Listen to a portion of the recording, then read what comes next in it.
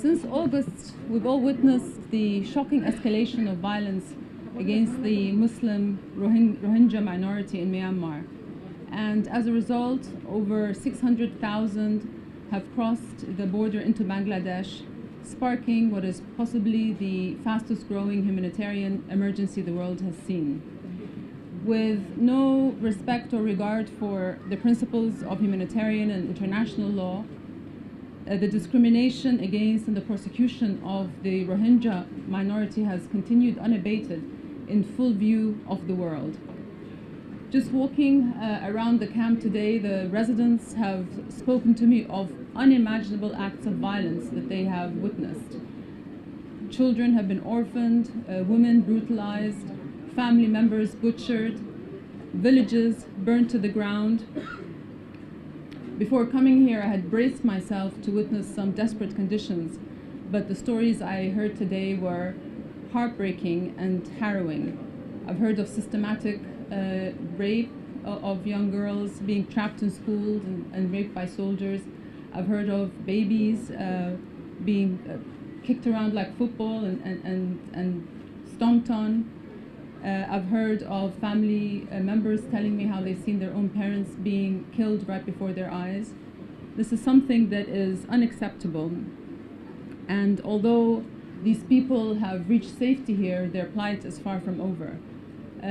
Over 95% do not have access to safe water. Over 3/4 are not getting enough food. And of course, health services are stretched to the limit. 60% of the refugees are children. And that is partly because males above the age of 12 are systematically being killed. And according to what I heard from UNICEF, 14,000 of these children are at risk of dying from malnutrition. Now I know that the humanitarian organizations here are doing amazing work, organizations like UNHCR, of course, IOM, UNICEF, and IRC are doing incredible efforts, and they're working so hard under some very difficult conditions to try to alleviate the suffering. So I'd really like to thank them. And equally, I'd like to thank the government and the people of Bangladesh for the enormous compassion, kindness, and generosity that they have shown, even though they are having difficulty by themselves, but having to show this compassion is coming at a high price to the host community and to the people of Bangladesh.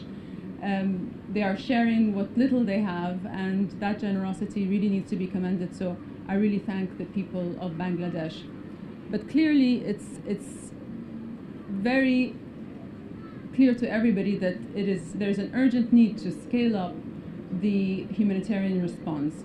So I urge the donor community who are gathering today in Geneva to respond effectively, quickly, and generously to this crisis.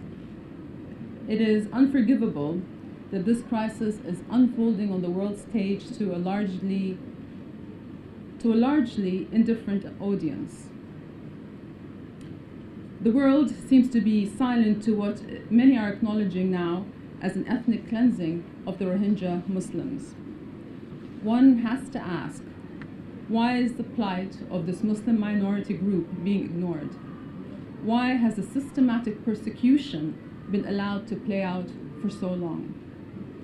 Unfortunately, what we've been seeing is, as a result of some of the terrible acts of a very small minority on the fringes of Islam, where we, the majority, even think that they're on the outside of Islam, has led to a very strong anti-Muslim sentiment and a negative stereotype of Muslims, to the point where many around the world are unable to see Muslims as victims.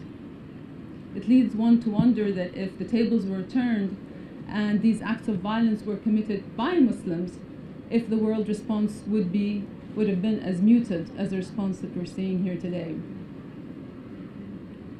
So I urge the UN and the international community to do all that they can to stop the suffering and the violence that's being committed against the Rohingya Muslims, not because it is our job to do so, but because that is what justice demands. Again, thank you all for your efforts, and I hope that through dialogue and reconciliation we can start to see the end of the suffering of these people.